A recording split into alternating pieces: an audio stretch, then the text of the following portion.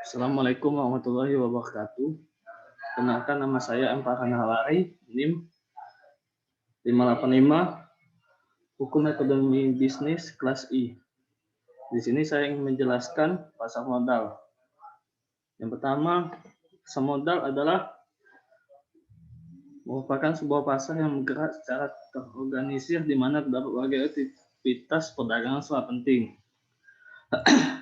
Surat penting tersebut dapat berupa saham, ekuitas, obligasi, surat pengakuan utang, serta surat penting lainnya yang diterbitkan oleh pemerintah ataupun perusahaan swasta dan menggunakan jasa perantara, komisioner, dan juga underwriter.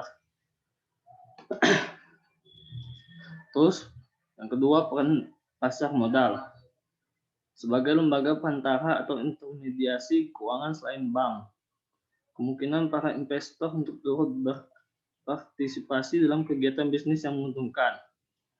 Memungkinkan aktivitas bisnis untuk mendapatkan dana dari pihak lain untuk memperluas usaha ataupun ekspansi.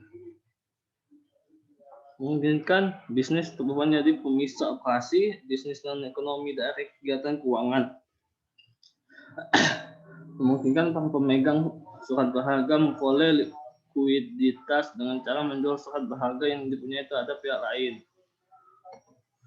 Terus yang ketiga, jenis pasar modal yang pertama tuh primary market.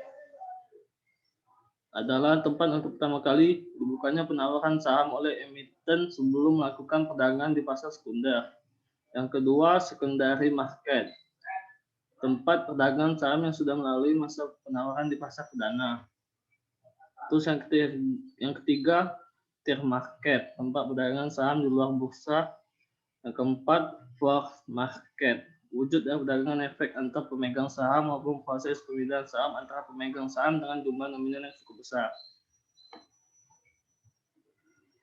Yang kelima, tujuan pasar modal adalah memberikan kesempatan terhadap masyarakat untuk meningkatkan pertumbuhan ekonominya.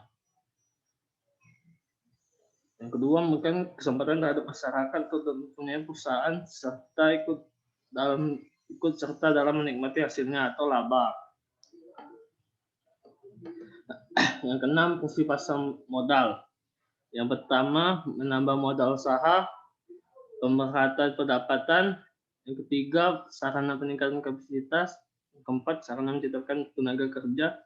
Yang kelima, sarana meningkatkan pendapatan negara. Yang keenam, indikator perekonomian negara.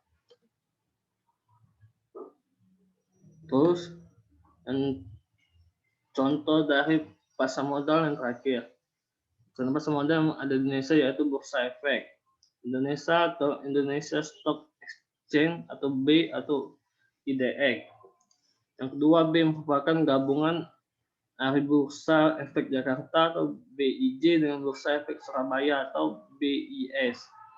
Yang ketiga, sementara untuk contoh pasar modal yang ada di dunia ialah sebagai berikut. Yang pertama, Nasdaq. Yang kedua, Hong Kong Stock Exchange.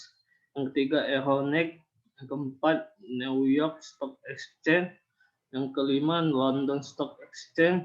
Yang keenam, Jepang Stock Exchange Group. Yang ketujuh, Toronto Stock Exchange. Dan yang ke-8, Shanghai Stock Exchange. Begitulah penjelasan dari saya. Apabila saya mohon maaf,